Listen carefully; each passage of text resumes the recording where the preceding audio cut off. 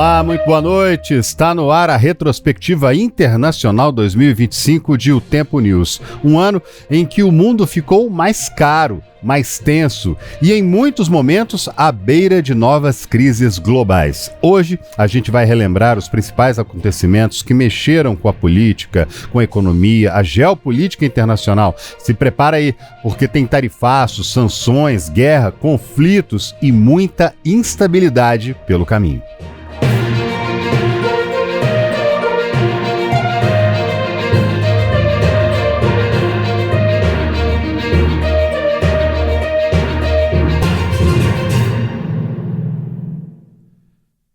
E a gente começa pelo assunto que afetou o bolso de todo mundo, o tarifaço de Donald Trump. Em abril, o presidente norte-americano anunciou, e deu o tom do ano sobre tudo o que iria acontecer. O nome reciprocidade tarifária. O presidente dos Estados Unidos batizou a data de Dia da Libertação e impôs tarifas a praticamente todos os parceiros comerciais do país.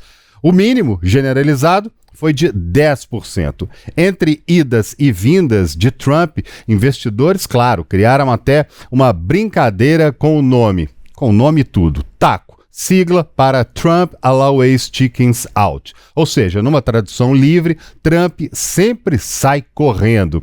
A lógica era simples. A interpretação era de que Donald Trump anunciava tarifas, o mercado caía.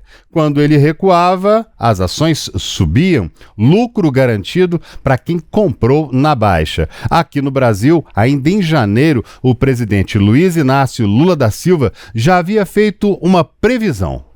Você tem um tipo de político que vive de bravata.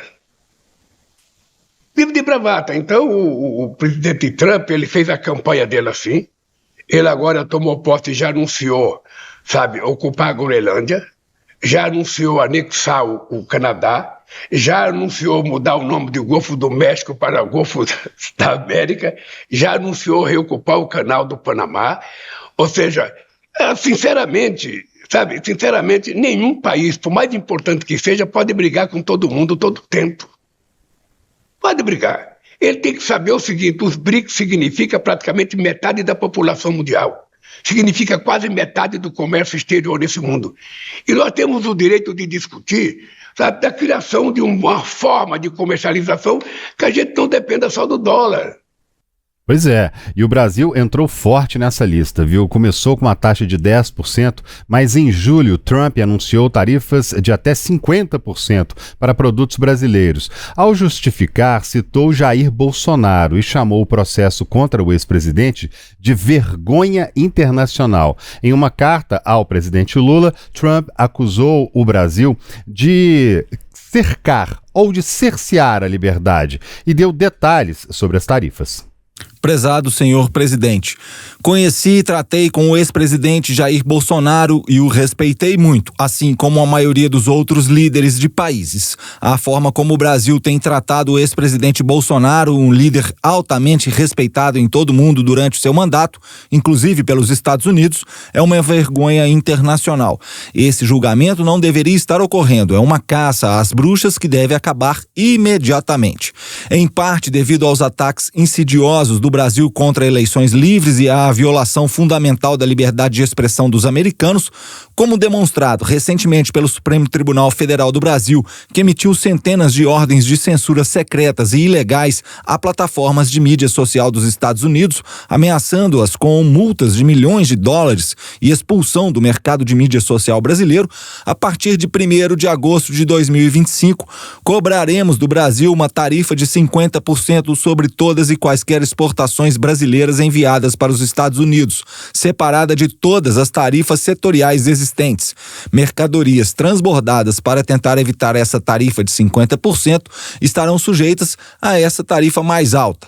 Além disso, tivemos anos para discutir nosso relacionamento comercial com o Brasil e concluímos que precisamos nos afastar da longa e muito injusta relação comercial gerada pelas tarifas e barreiras tarifárias e não tarifárias do Brasil.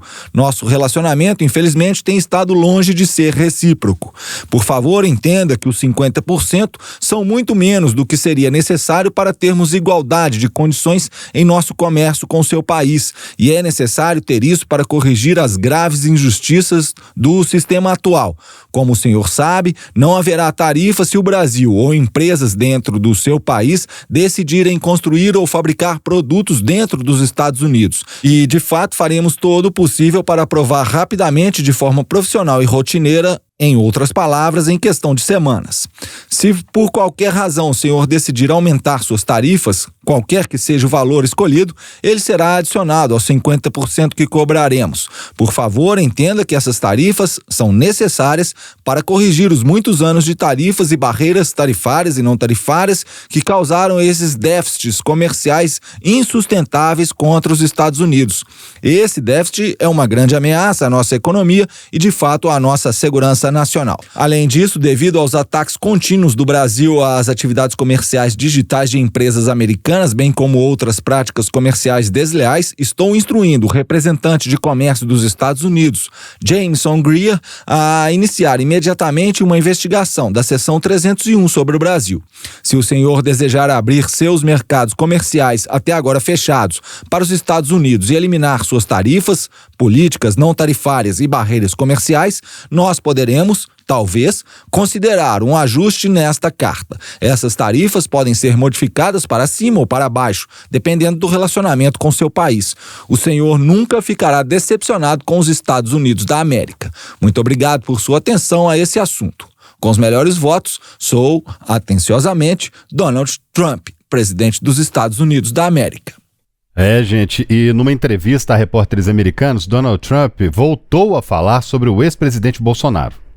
Brazil has been a horrible trading partner in terms of tariffs. As you know, they charge us tremendous tariffs, far, far more than we were charging them. We weren't charging anything, essentially.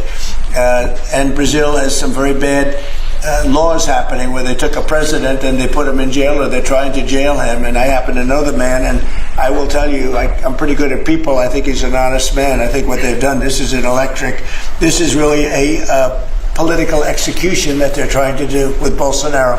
I think that's terrible. But they also treated us very badly as trading partners for many, many years. One of the worst countries on earth for that. They charged tremendous tariffs, and they made it very difficult to do anything. So now they're being charged 50% tariffs, and they're not happy, but that's the way it goes. Pois é, e essa história foi mudando, se modificando. 3 semanas depois, tudo acabou mudando. Quase 700 produtos brasileiros, foram isentos das tarifas, e em outubro, por uma suposta coincidência, Lula e Trump se encontraram na reunião da ONU em Nova York e tiveram uma conversa, segundo o presidente americano, que disse o seguinte: rolou até uma química entre eles. Brazil now faces O Brasil agora enfrenta grandes tarifas em resposta aos seus esforços sem precedentes para interferir nos direitos e liberdades de nossos cidadãos americanos e outros com censura, repressão, armamento, corrupção judicial e direcionamento de críticos políticos nos Estados Unidos. Eu tenho um pequeno problema em dizer isso, porque devo dizer a vocês, eu estava entrando e o líder do Brasil estava saindo. Nos vimos. Ele me viu e nos abraçamos, e então eu disse: você acredita que vou dizer isso em apenas 2 minutos, mas na verdade concordamos que nos encontraríamos na próxima semana. Não tivemos muito tempo para conversar, cerca de 20 segundos. Estou feliz por ter esperado, porque essa coisa não funcionou muito bem. Mas nós conversamos. Tivemos uma boa conversa e concordamos em se reunir na próxima semana, se isso for de interesse. Mas ele parecia um homem muito legal, na verdade. Ele gostou de mim e eu gostei dele. E eu só faço negócios com pessoas que eu gosto. Quando não gosto deles, não gosto deles. Mas nós tivemos cerca de 39 segundos e tivemos uma química excelente. É um bom sinal. Mas também no passado, Brasil, tivemos tarifas injustas para a nossa nação. Mas agora, por causa das tarifas, estamos revidando.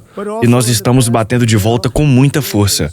Como presidente, sempre defenderei nossa soberania nacional e os direitos dos cidadãos americanos. Então eu sinto muito em dizer que o Brasil está fazendo mal e continuará a se sair mal. Eles só podem se sair bem quando estão trabalhando conosco. Sem nós, eles falharão, assim como outros falharam. Mas apesar de toda essa fala, a química bateu mesmo. Pouco depois as taxas começaram a cair, aos poucos, e em novembro os Estados Unidos retiraram tarifas sobre café, sobre carne, frutas e sucos brasileiros. Nós vamos nos acertar porque a determinação dos dois presidentes de virar essa página, né, equivocada, na minha opinião, que marcou os últimos 2 meses aí da relação entre os países. Na nossa opinião, uma coisa que realmente não faz sentido, são 2 países que têm uma longa tradição de cooperação e a conversa foi muito boa ontem, nessa direção. Né? Então eu acredito que vai distensionar e vai abrir um espaço para uma conversa franca, uma conversa produtiva. E qual seria o principal argumento do Brasil, ministro? Olha, o que o presidente vem repetindo, aliás o vice-presidente também, né? Do G20, com o G20, os Estados Unidos só têm superávit com 3 países, Inglaterra, Austrália e Brasil. Quer dizer, não faz muito sentido o Brasil ser tarifado.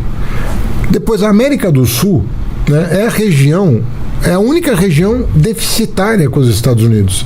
Então não estamos falando nem em nome do Brasil, estamos falando em nome do subcontinente mesmo, né, sul-americano, que é deficitário em relação aos Estados Unidos, que precisa de mais investimento, que tem muitas oportunidades de investimento, sobretudo voltado para a transformação ecológica, terras raras, minerais críticos, energia limpa, eólica e solar.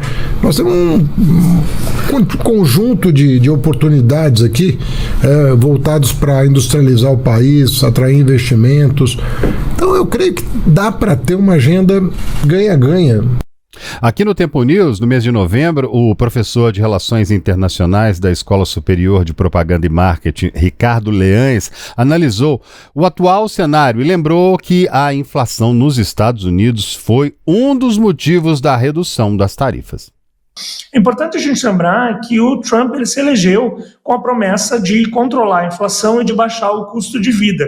Ele alegava que o Joe Biden não tinha sido capaz de lidar com esse problema.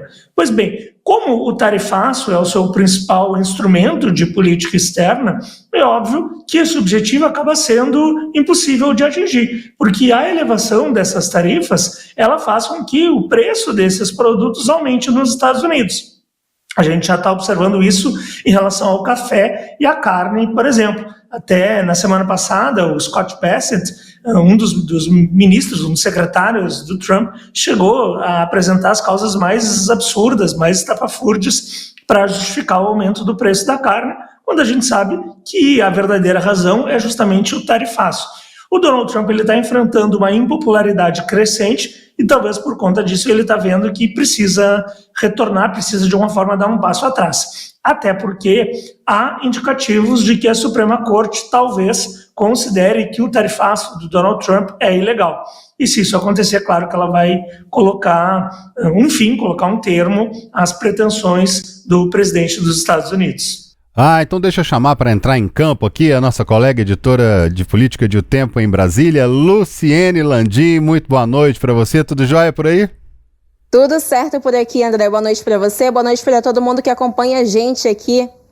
Pois é, Lu, só em relação ao tarifaço, né? Esse ano foi quase inteiro de negociação. Falamos disso assim o ano todo, aquela imagem do Trump ali com aquela lista, falamos disso o ano inteiro, mas a gente está chegando no finalzinho do ano já com a coisa um pouco mais refrigerada, vamos dizer assim, né, Lu? Bem diferente, né? A gente lembra que Donald Trump tomou posse como presidente dos Estados Unidos ali em janeiro e já nesse momento ele começou a falar em sanções comerciais a outros países. No início do ano a gente viu ali uma decisão que afetou o Brasil no campo do aço, do alumínio, mas em julho que essa discussão toda exigiu uma negociação mais aprofundada por aqui. Por quê? Além da tarifa de 10% que a gente já tinha sobre alguns produtos, Trump anunciou uma sobretaxa de 40%, somando aí, resultando em 50% de tarifa a produtos brasileiros que saíam daqui e iam e vão, né, na verdade, para os Estados Unidos. E aí a gente tem nessa lista de produtos afetados, por exemplo, café, carne bovina, suco, são produtos que fazem parte do cotidiano dos estadunidenses. Então, gerou um reflexo tanto aqui entre os produtores, os empresários que fazem o envio desses produtos, que fazem essa venda, né, para os Estados Unidos, mas também na população local que viu esse impacto, viu um reflexo dessa medida no dia a dia, no consumo desses produtos nos Estados Unidos. No início, quando esse tarifaço que chegou a 50% foi implementado, a gente viu a taxa sendo cobrada ali no início de agosto, nós vimos o governo brasileiro dizendo que tentava um diálogo com o governo dos Estados Unidos já há algum tempo, mas que não tinha resposta, e aí a gente viu esse caminho sendo direcionado ali para uma conversa com empresários brasileiros, com produtores, no sentido de tentar criar uma compensação para minimizar esse impacto. Na verdade, a palavra é essa, né? Uma articulação com medidas que visavam ali minimizar, amenizar esse impacto que produtores brasileiros teriam com a entrada em vigor desse tarifaço que começou ali no início de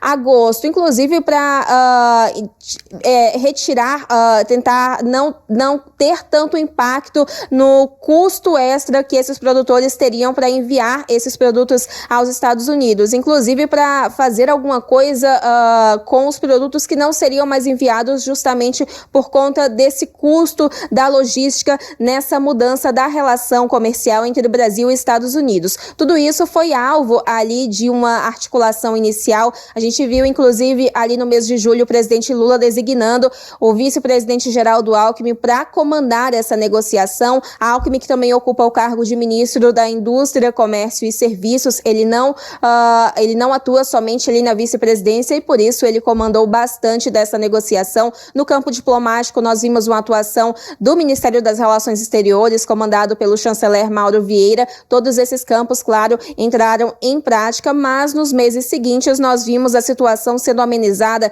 com um espaço direto, aberto entre o presidente dos Estados Unidos, Donald Trump, e o presidente Lula.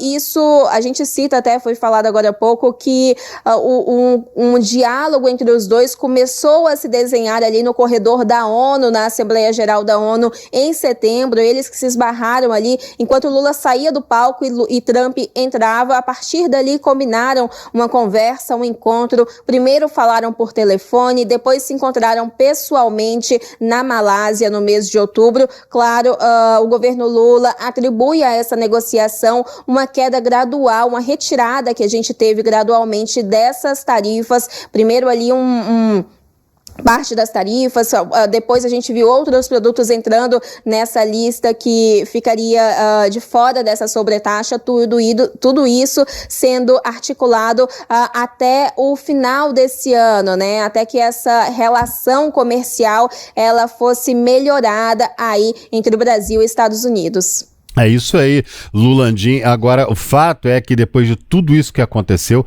o Brasil, de certa forma, né, Lu, saiu bastante fortalecido. O presidente Lula, sobretudo, né, a autoridade, a palavra do presidente brasileiro saiu muito fortalecida e foi seguida por vários outros países também, porque, afinal de contas, a gente houve toda essa ameaça e houve uma negociação muito leve, muito tranquila. Se falou em reciprocidade, taxar também os Estados Unidos da mesma forma, mas foi tudo feito na base da conversa, da negociação, para chegar finalmente a esse ponto. Quer dizer, o Brasil, a gente pode dizer que nesse fim de ano agora sai bastante fortalecido, inclusive sob a visão, sob o ponto de vista internacional, né, de outros países que olham para a gente com, olha, o Brasil resistiu ali.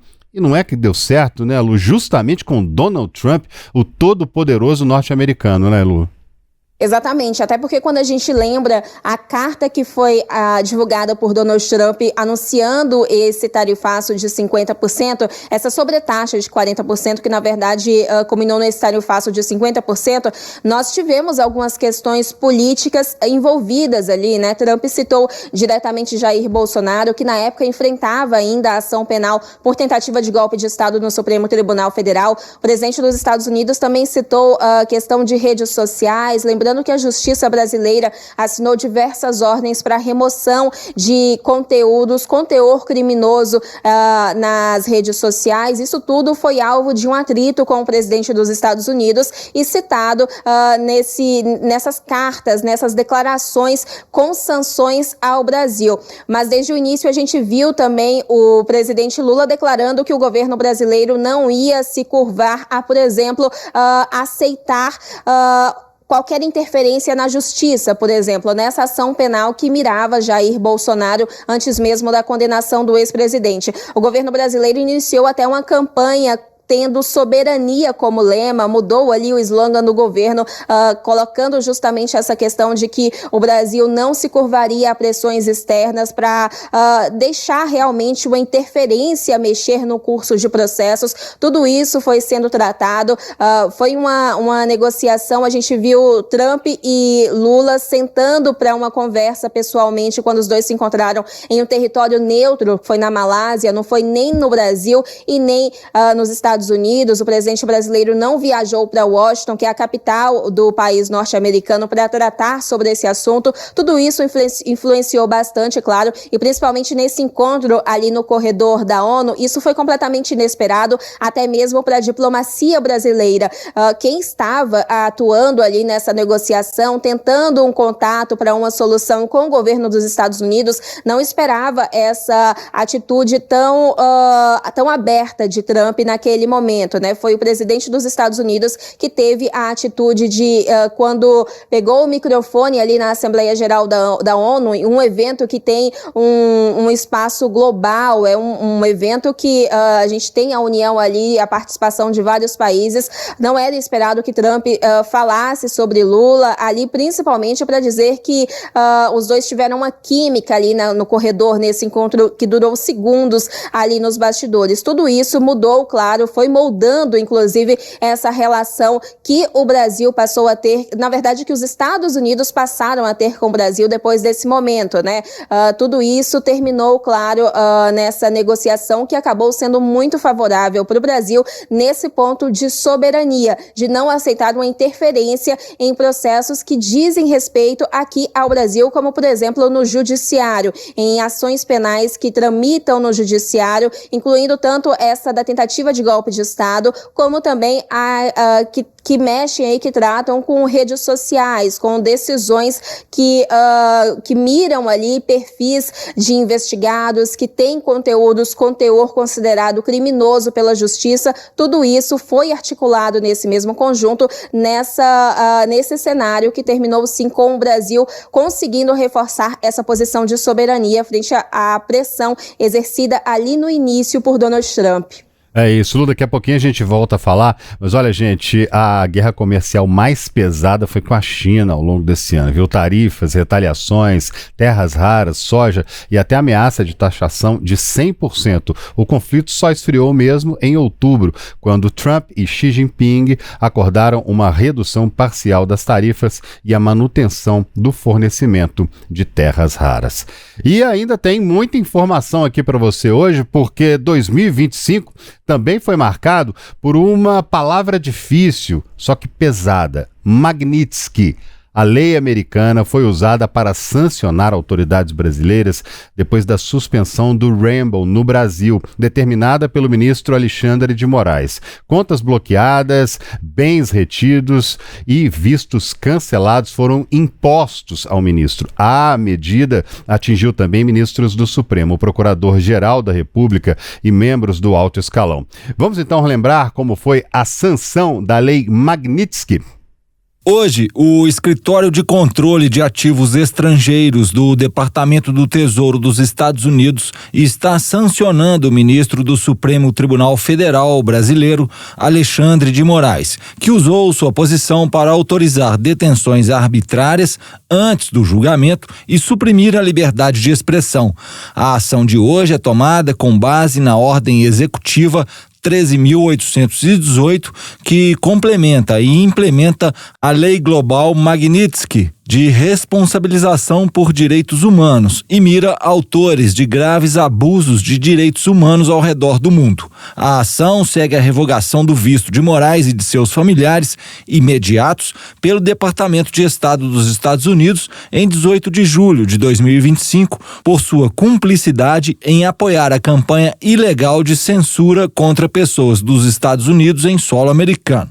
Moraes foi nomeado para o Supremo Tribunal Federal em 2017. Desde então, tornou-se uma das pessoas mais poderosas do Brasil, exercendo imensa autoridade por meio da supervisão de amplas investigações do Supremo Tribunal Federal. Ele investigou, processou e reprimiu aqueles que exerceram discurso protegido pela Constituição dos Estados Unidos, submetendo repetidamente vítimas a longas detenções preventivas sem apresentar acusações. Por suas atuações como ministro do Supremo, Moraes minou os direitos de brasileiros e americanos à liberdade de expressão. Em um caso notório, ele deteve arbitrariamente um jornalista por mais de um ano em retaliação ao exercício da liberdade de expressão. Moraes mirou políticos da oposição, incluindo o ex-presidente Jair Bolsonaro, jornalistas, jornais, plataformas de mídia social dos Estados Unidos e outras empresas americanas e internacionais. Jornalistas e cidadãos dos Estados Unidos não foram poupados do excesso extraterritorial de Moraes. Ele impôs detenções preventivas e emitiu uma série de mandatos de prisão contra jornalistas e usuários de redes sociais, alguns baseados nos Estados Unidos. Também ordenou diretamente a empresas americanas de mídia social que bloqueassem ou removessem centenas de contas, muitas vezes de seus críticos e de outros críticos do governo brasileiro, incluindo pessoas dos Estados Unidos. Moraes congelou bens e revogou passaportes de seus críticos, baniu contas de redes sociais e ordenou à Polícia Federal Brasileira que invadisse casas de seus críticos, apreendesse os pertences e garantisse sua detenção preventiva. Moraes está sendo sancionado com base na ordem executiva por ser uma pessoa estrangeira responsável ou cúmplice ou que tenha se envolvido direta ou indiretamente em graves abusos de direitos humanos. Pois é, pessoal, a relação entre Brasília e Washington entrou na maior tensão em décadas. Até o ex-presidente Bolsonaro, hoje condenado e preso por tentativa de golpe de Estado, entre outros crimes, se ofereceu para negociar com os Estados Unidos. A justiça brasileira, naturalmente, como diria o ministro Alexandre de Moraes, declinou. E quem teve a situação cada vez mais complicada foi um dos filhos de Jair, Eduardo Bolsonaro, apontado como articulador internacional de toda a crise. Ele deixou o Brasil e passou a atuar dos Estados Unidos, disparando vídeos e ataques ao judiciário brasileiro. Até aliados acabaram atingidos. O caso foi parar no Supremo Tribunal Federal e levou a uma denúncia por crime contra a soberania nacional. Para a gente relembrar, o repórter Gabriel Ferreira Borges esteve conosco aqui em O Tempo News e trouxe essa notícia.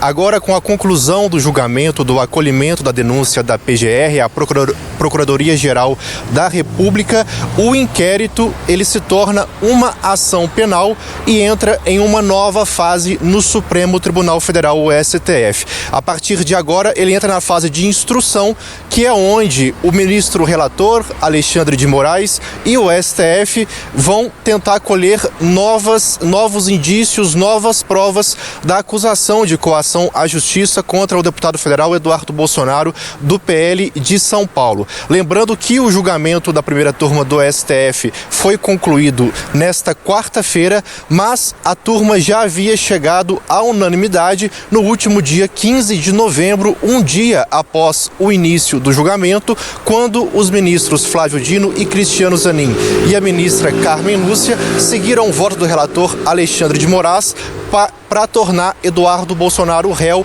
por coação à justiça. O julgamento ele começou no dia 14 de novembro e se estendeu até esta quarta-feira. E ele só se estendeu até esta quarta-feira por conta do feriado do Dia da Consciência Negra na última quinta-feira. Caso não houvesse esse feriado, o julgamento ele teria terminado na última sexta-feira, dia 21 de novembro, já que ele foi realizado em uma sessão virtual. Síria. Pois é, Gabriel, no mês que vem, Eduardo Bolsonaro ele já chega ao limite, né, do número de faltas nas sessões aí na Câmara. A partir desse momento, já existe a possibilidade de cassação do mandato dele sem a necessidade real de passar pela aprovação dos colegas parlamentares? Quais que são os bastidores sobre esse assunto aí em Brasília, hein, Gabriel?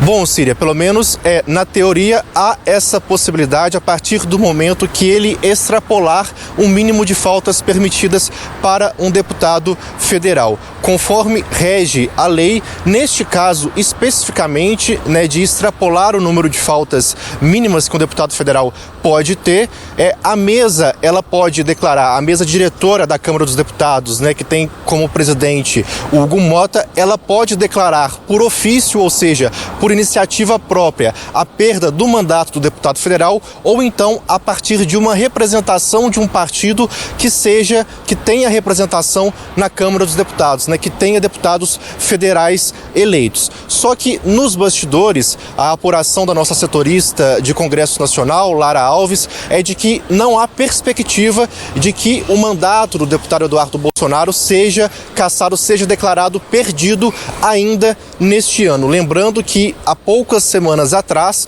o Conselho de Ética, né, a Comissão de Ética da Câmara dos Deputados, arquivou uma representação que havia sido feita pelo PT contra o Eduardo Bolsonaro, pedindo a cassação dele justamente pelas acusações de coação à justiça. A Comissão de Ética da Câmara arquivou esse processo, né, seguindo a relatoria do deputado federal Marcelo Freitas, do União Brasil de Minas Gerais, inclusive. Então, pelo menos, não há perspectiva de que neste ano seja declarado a perda do mandato do deputado Eduardo Bolsonaro.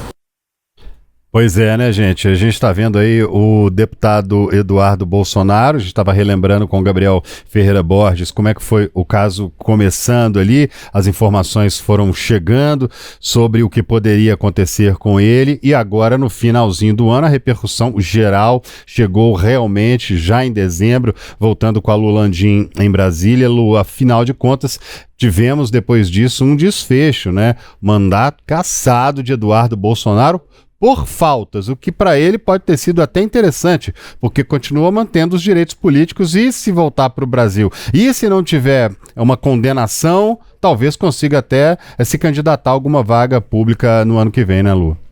Exatamente, bom a gente lembrar, né, como o Gabriel explicou já há algum tempo, Eduardo Bolsonaro perdeu o mandato por uma decisão da mesa diretora da Câmara dos Deputados, exatamente isso, sem passar por uma votação pelo plenário, que envolve ali todos os mais de 500 deputados federais. Então foi uma decisão da mesa ali, liderada por Hugo Mota, que também é presidente da Câmara. E só pra gente explicar também, é um detalhe, mas que é um detalhe que faz diferença quando a gente pega o papel ali. Eduardo Bolsonaro não foi exatamente cassado, esse é o termo que a gente mais usa para definir esses casos, mas ele teve a perda do mandato declarada. Ele não foi cassado ali por uma decisão dos pares, uma votação dos outros deputados. Ele teve a perda do mandato declarada por faltas, que é uma sanção, inclusive, que é prevista na Constituição Federal.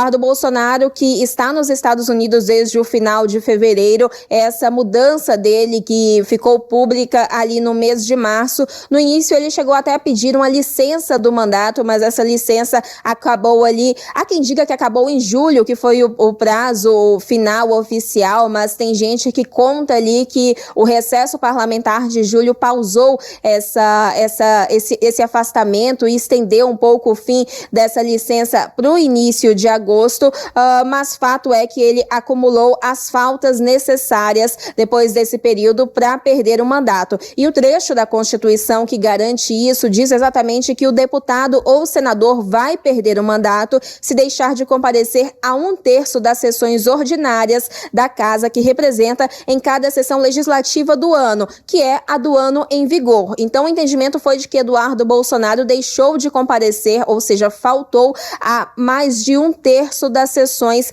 da Câmara dos Deputados. Por isso, ele perdeu o mandato. A bancada que ele fazia parte, na verdade, que é a bancada do PL, ainda tentou manobrar essa previsão ali, porque diz que ele vai perder o mandato, o deputado que faltar às sessões ordinárias, essa quantidade de sessões ordinárias. Mas a gente tem um fato na Câmara dos Deputados que tem conduzido mais sessões extraordinárias. E é um detalhe muito pequeno, mas que faz diferença, e o PL tentou usar isso como argumento para tentar salvar o mandato de Eduardo, mas não foi suficiente, porque a gente viu essa decisão da mesa diretora da Câmara dos Deputados declarando a perda do mandato. Só para a gente trazer também uma posição de Eduardo, depois que perdeu o mandato, ele gravou um vídeo e publicou nas redes sociais, que foi o principal instrumento de comunicação dele com a militância que fala neste ano, principalmente desde que foi aos Estados Unidos. Ele disse que, ainda que algumas pessoas digam que ele está nos Estados Unidos por opção, valeu a pena ter levado consequências reais a ditadores, nas palavras dele. Para Eduardo, o que fica é uma medalha de honra, entre aspas.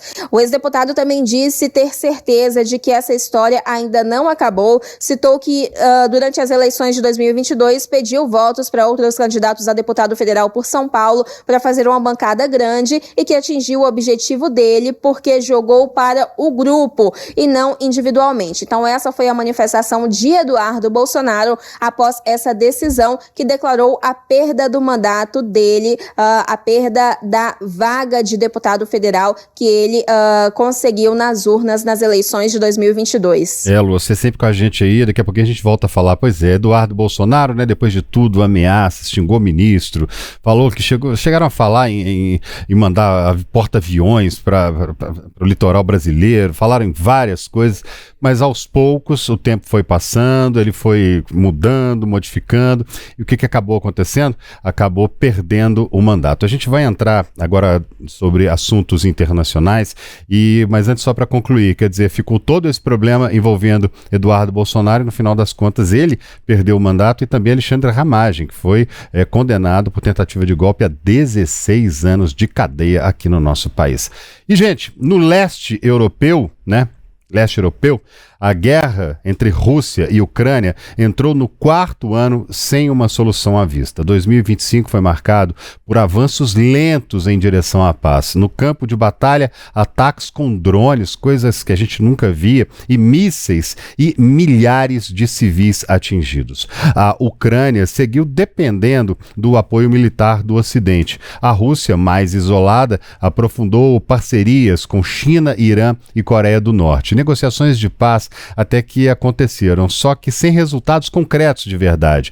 O confronto continuou impactando os preços da energia e de alimentos no mundo todo, gente, isso todo mundo sentiu. E as populações dos dois países não estão confiantes no cessar-fogo.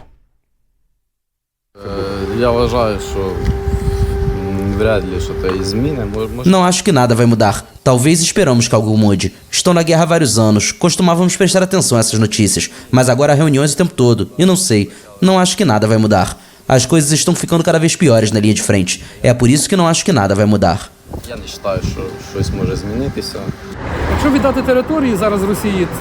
Se cedermos território à Rússia agora, em 6 meses ou 1 ano, eles reunirão mais forças e avançarão ainda mais na Ucrânia. Esses bárbaros não vão parar até serem detidos pela força. Eles só entendem a força. Do outro lado da fronteira, precisamente em Moscou, coração do poder russo, as opiniões dos moradores da capital foram mais receptivas. Acho que é uma ótima ideia, considerando que eles chegarão ao resultado final, o cessar-fogo. Isso é o mais importante para que a operação militar especial finalmente termine.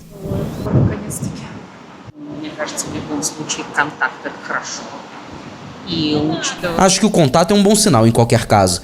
E considerando que Putin é um bom negociador, acho que há algo a se esperar aqui. O resultado pode ser muito bom, já que nós, a Rússia, estamos em uma posição muito boa.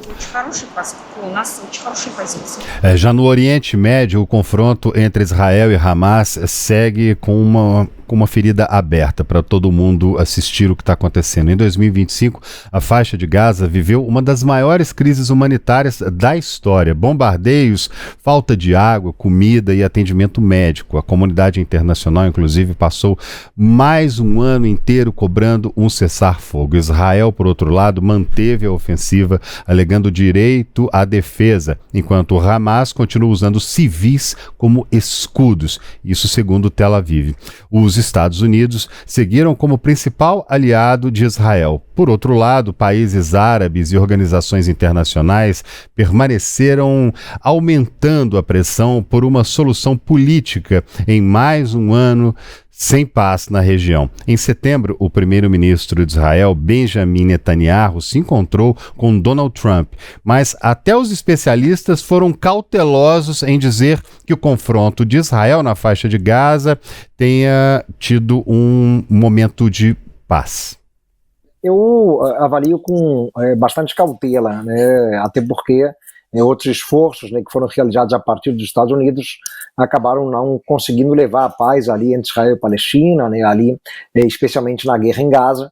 Temos que lembrar, por exemplo, né, que já no mês de janeiro, né, há poucos dias da posse do Trump, né, houve um acerto, né, assessores de Donald Trump, né, que assumiria a Casa Branca logo depois, estiveram ali na região do Oriente Médio, conseguiram costurar à época um cessar-fogo, mas que acabou não perdurando, né. No início do março ele acabou sendo abandonado pelo governo de Israel, né, que desde então, inclusive, intensificou muito as ações ali na faixa de Gaza, ampliando, né, o grau de violência, a crise humanitária, né, e todo o drama, né, que a gente tem testemunhado ali sobre a população palestina na faixa de Gaza. Temos que lembrar, né, que mais de 2 milhões de pessoas residem ali naquela área, e o enclave, inclusive, né, acabou sendo palco para crise de fome, né, a fome sendo usada por Israel, né, como uma arma de guerra.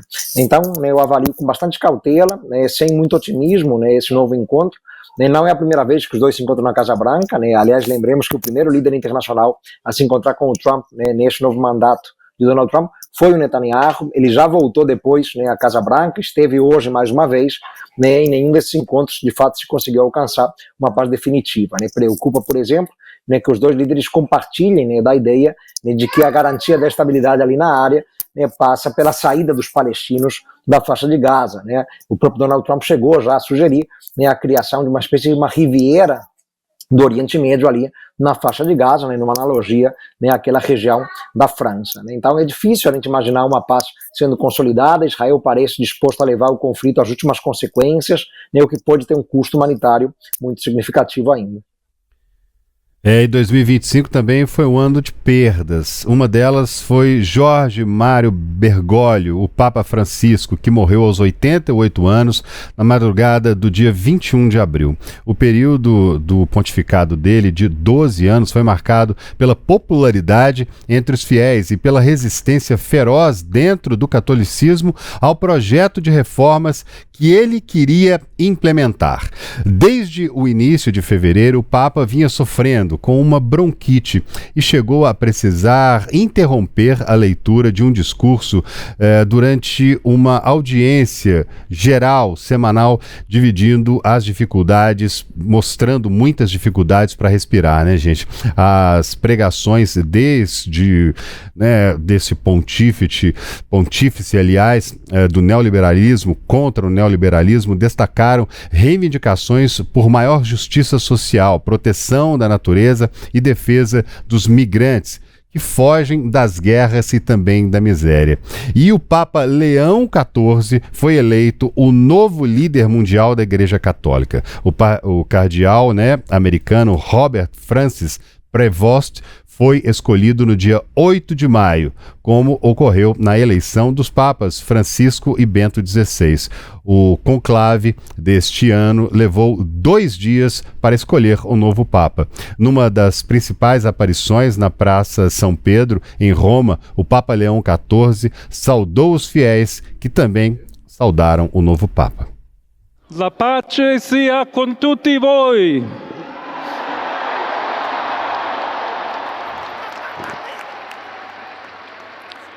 fratelli e sorelle carissimi, questo è il primo saluto del Cristo risorto, il buon pastore che ha dato la vita per il gregge di Dio. Anch'io vorrei che questo saluto di pace entrasse nel vostro cuore, raggiungesse le vostre famiglie, a tutte le persone, ovunque siano, a tutti i popoli, a tutta la terra. La pace sia con voi.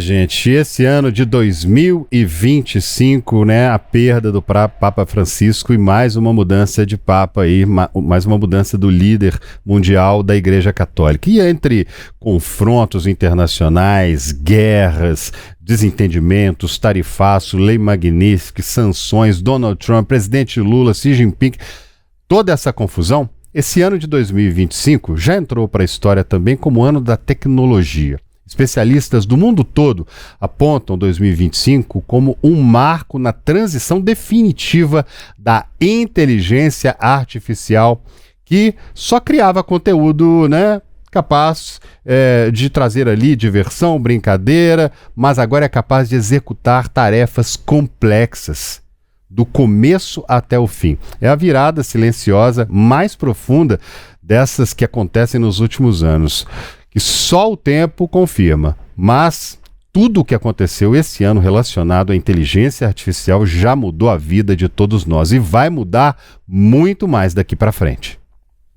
Diferente dos chatbots que surpreenderam o mundo em 2023 e 2024, os modelos de 2025 chegaram diferentes. Aprenderam a agir. Passaram a navegar em sistemas, preencher formulários, fazer compras, gerenciar projetos e tomar decisões quase sem supervisão humana. Outro avanço decisivo foi a chamada Era do Raciocínio. Modelos focados em lógica passaram a pensar antes de responder. Isso pode até parecer detalhe, só que não é. Esse intervalo entre a pergunta e a resposta abriu caminho para soluções complexas em ciência, matemática e programação. Territórios que até pouco tempo atrás pareciam inalcançáveis para as máquinas. Em 2025, a inteligência artificial também ganhou corpo. A integração com a robótica permitiu que robôs humanoides aprendessem tarefas domésticas e industriais apenas observando vídeos. Na prática, isso acelerou a automação em setores como logística e também manufatura, redesenhando linhas de produção e rotinas de trabalho. E teve recorde nesse ano também. Um robô chinês entrou para o Guinness ao completar uma caminhada de mais de 100 quilômetros em 3 dias. Foi a maior distância já percorrida por uma máquina desse tipo.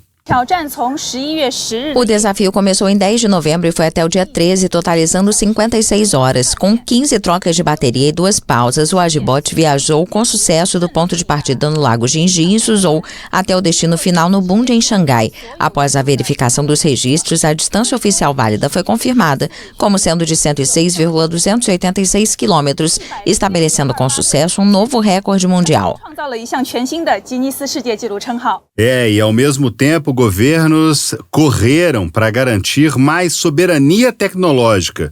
Novos chips e computadores feitos exclusivamente para processamento de IA tornaram o uso mais rápido e também mais privado. A tecnologia deixou de ser só uma inovação e virou questão estratégica. 2025 foi o ano também do feito ético. Leis estabelecendo limites e responsabilidades começaram a sair do papel. Na saúde, a IA avançou para diagnósticos preventivos, personalizados, cruzando dados clínicos e genéticos, antes mesmo do surgimento dos sintomas. Um passo que salva tempo, recursos e vidas. E também tivemos alertas. Os direitos humanos correm o risco de serem as primeiras vítimas do avanço da inteligência artificial generativa, alertou Volker Turk, alto comissário da ONU para os Direitos Humanos, que também fez uma advertência. Generative AI A IA generativa é extremamente promissora, mas sua exploração para fins puramente políticos ou econômicos pode manipular, distorcer e distrair. As ameaças a diversos direitos humanos, incluindo privacidade, participação política, liberdade de expressão e trabalho, são claras e presentes. Sem salvaguardas e regulamentações adequadas, os sistemas de IA têm o potencial de se transformar em um monstro de Frankenstein moderno. Without proper safeguards and regulations, AI systems have the potential to turn into a modern-day Frankenstein's monster. Fato é que, no fim das contas, a inteligência artificial deixou de ser só uma assistente digital. Ela passou a atuar como uma colaboradora autônoma.